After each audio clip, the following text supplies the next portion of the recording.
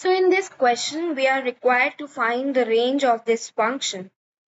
Okay, so initially this function might seem very complicated, but it is actually not. So to make the work easy for us, we are going to divide this function fx into two functions, gx and px, where gx is log 2 to the base px and px is this expression.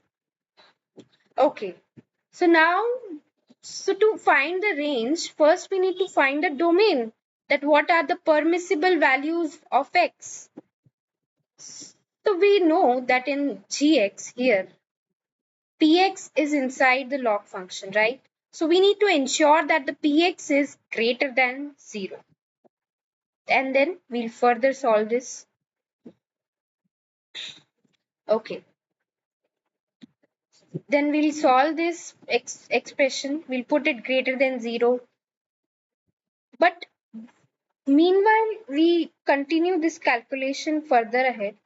We must also ensure that the term which is inside this log also, since you can see in our original expression, there are two logs. One is this one and other one is this one, right? So we need to ensure that this thing is also greater than 0. In right now, it is very clear that of course sin square x is going to be greater than equal to 0, and if we add 1 in it, it is obviously going to be greater than 0. But in some cases, people often ignore this thing and they move ahead, but that should not be the case. Okay. So since sin square x is greater than 0 for all values of x in R, the domain is automatically satisfied, right? Okay, we are going to move ahead. We are going to continue our calculation. So we are going to write root 2 as 2 to the power half, and then we are going to put this half term here, and which is after getting reciprocated, it is going to convert into 2, right? Okay, then we'll further solve it. Ultimately we'll get this thing, sin square x is less than 1 upon 16, right? But our work is still not done here. What will we do with this information? We can't do anything right now, so we need to simplify it further. So we'll use this basic identity, a square minus b square is equal to a minus b times a plus b. Very simple. Okay, which is less than 0. So now we are going to make a number line, right? And then we are going to see that we have to show it, make it less than 0. So that means this negative is of our concern. So the sin x is going to remain within this bracket, minus 1 by 4 and 1 by 4, right? Okay, let's go ahead. So let's check the range of 16 sin square x plus 1 within the above domain. So we are find the domain of x through sin x, right? So now we know that sin square x is between 0 to 1, right? Very simple, nothing new, right? Okay. But why we want to find the range of 16 square x sin square x plus 1? Let's again look at our question, right? See, to find the range of this function, we need to find the range of this thing, right? We need to solve the inner bracket thing first, and then we'll substitute it, and then we'll find rest of it. Okay.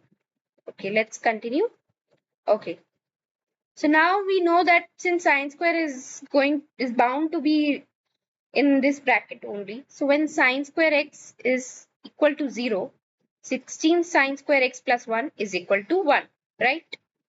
And when sin square x is 1 by 16, 16 sin square x is equal to 2. But from equation above, okay, what is equation 1? Equation 1 is this which we initially derived, right? So we cannot put it equal to 2, right? It is going to be less than 2. Okay.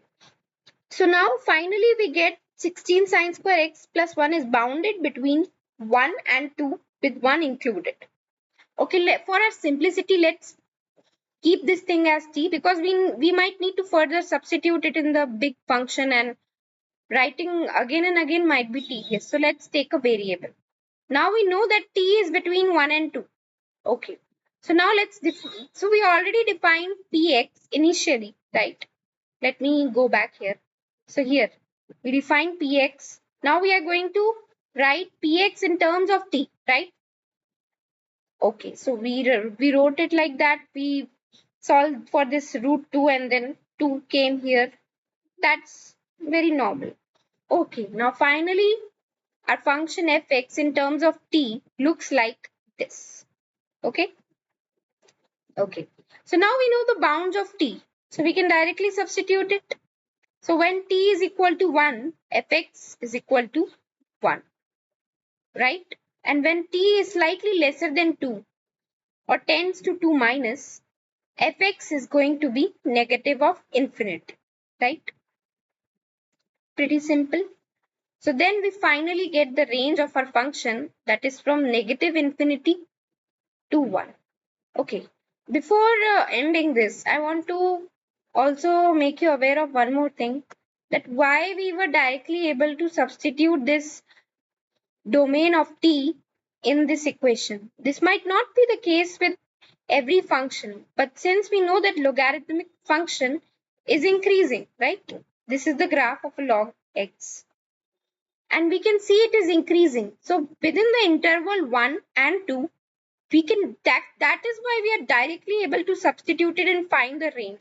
If it would have been some arbitrary function and not an increasing function, then we might have to two different things. But here it was pretty clear, so that's why we directly substituted, right? All right.